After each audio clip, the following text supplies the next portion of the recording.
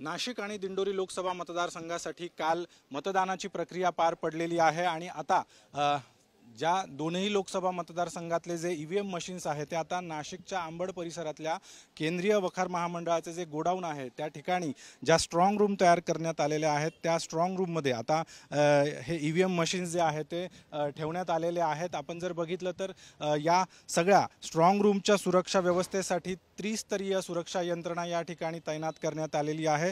ज्या सुरक्षेची जी पहिली लेयर आहे त्यामध्ये सीआरपीएफचे कमांडो तैनात करण्यात आलेले आहे, दुसऱ्या लेयरमध्ये एसआरपीएफचे जवान तैनात करण्यात आलेले आहे, तर तिसरी जी लेयर आहे त्यामध्ये नाशिक पोलिसांचा मोठा फौजफाटा जो आहे तो या सगळ्या संपूर्ण परिसरामध्ये तैनात करण्यात आलेला आपल्याला पाहायला मिळतोय। अगदी या सगळ्या स्ट्रॉंग रूमवर आणि या परिसरातल्या प्रत्येक घडामोडीवर लक्ष ठेवण्यासाठी संपूर्ण परिसरामध्ये सीसीटीव्ही कॅमेरे देखील बसवण्यात आलेले आपल्याला पाहायला मिळतात।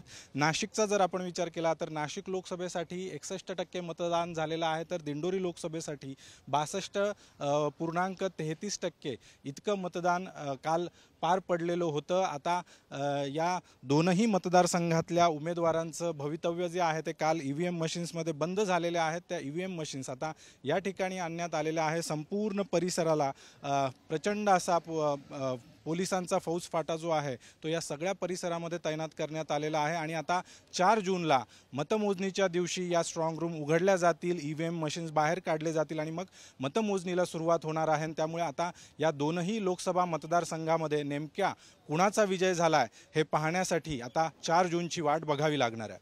कॅमेरामन प्रवीण काळबांडेसह अभिजित सोनवणे, साम टीव्ही, नाशिक।